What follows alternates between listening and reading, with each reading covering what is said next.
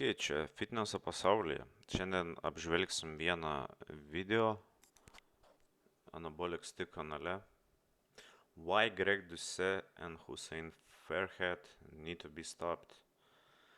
Tai esmė video yra tokia, kad 3 metus šitas bičiukas pasitreniravo ir po 3 metų iš kūdo vaikinuko pavirto į tokį fitneso influencerį.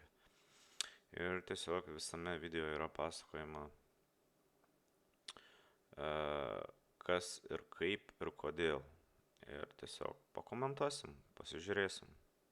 This is Hussein Farhad, a pathological liar who was recently blown up on the internet for his absolutely insane physique. Hussein lies to his young audience of millions by claiming that he achieved this physique, quote-unquote.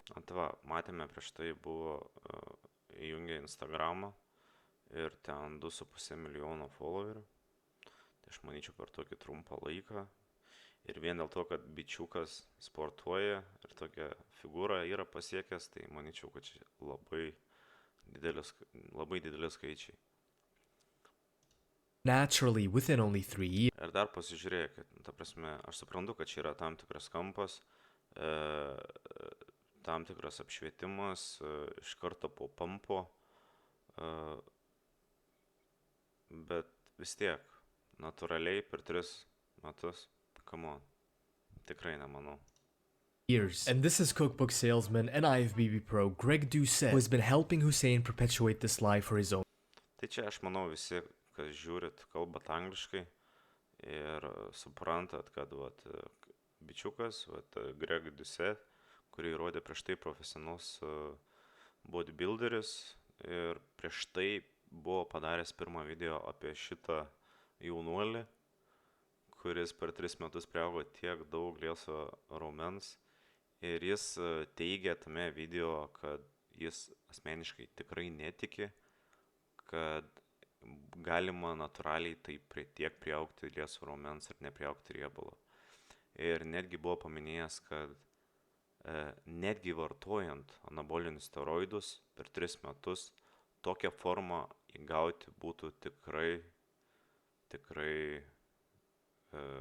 labai geri rezultatai.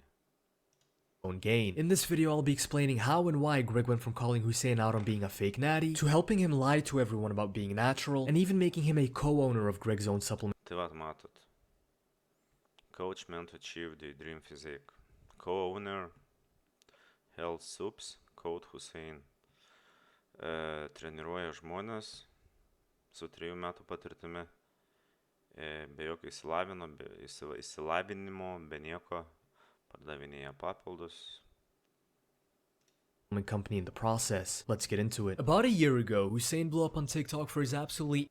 Tai TikTokas lygiai taip pat 1,4 milijono followerių. Tai sakyčiau, tikrai žymus influenceris per trumpą laiką iškilęs, apsireiškęs, kad tai yra natūralus.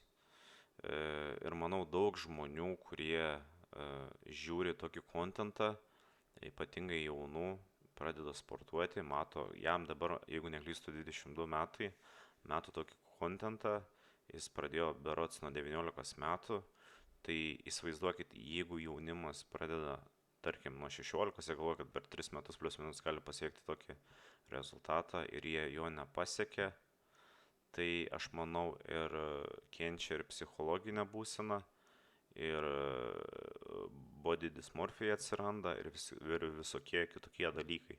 Taip pat manau apie tokius fake natural fitness influencerius tikrai daug kas turi šnekėti, nes socialinė medija labai iškraipo realybę.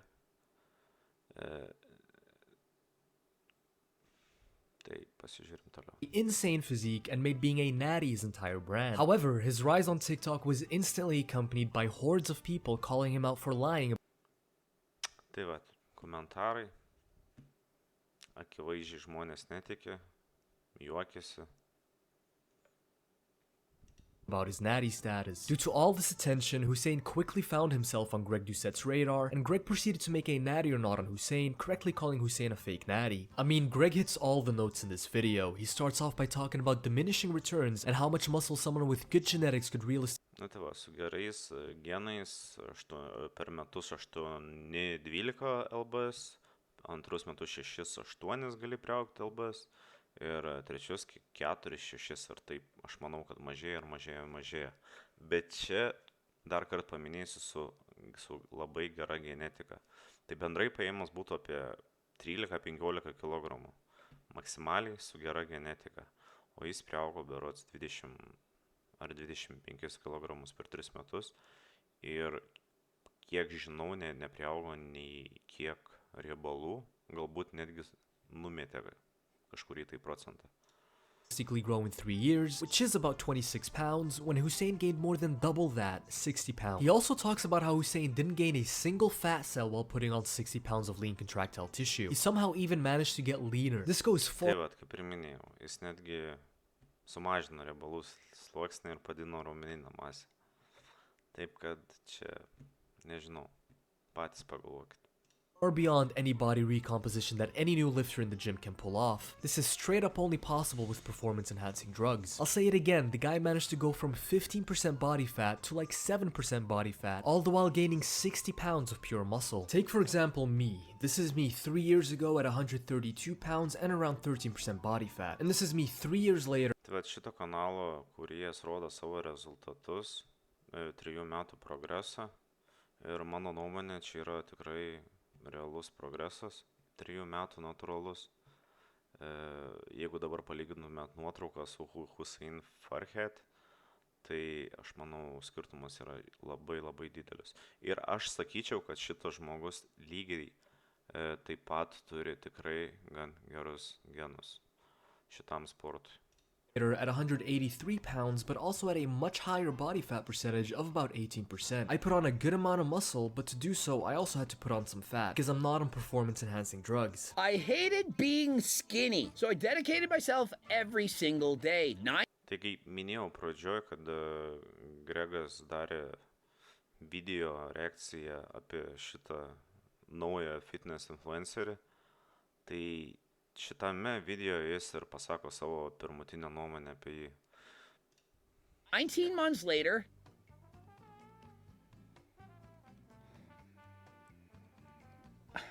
I mean, you saw it with your own eyes. In 19 months, that's 1 year and 7 months, he went from being a skinny guy, he seemed to have some abs, to having a ton of muscle. It's very obvious. It's as if he put 17 years of training in only a matter of 17 months. To me, this is indicative of a guy who is using performance-enhancing drug. I mean, this just pretty much sums it all up in its entirety. Hussein tries to play it off as if he made 17 years worth of gains in only 17 months. It's quite frankly insulting that he even tries to lie about being natural. But the amount of transformation that he made, truly unbelievable. I personally don't believe it. If he were on steroids, for the most part, if you were to take steroids and or SARMs and make this kind of transformation, it would still be very impressive. And so even with steroids, this kind of transformation, this kind of physique is very rare. As Greg correctly points out here, this Tai jis vėl pasakė, kad tiesiog netgi vartojant steroidus, tokia transformacija būtų gan reta. Vartojant steroidus 3 metus. Transformation would be impressive and out of the ordinary even on steroids. It is simply not achievable naturally and definitely not in only 3 years. I mean, just look at his 2-week transformation. This is his transformation after only 4 chest days max, only 4 shoulder days max. I genuinely believe Hussein didn't try training natty for a single day and that he started juicing from day 1. Now, if you think I'm being ridiculous by saying that, just take a look at what Hussein says in this video he only posted a couple of weeks ago titled My Natural 3 Years Transformation. I wanted to get more girls, basically. That was my goal.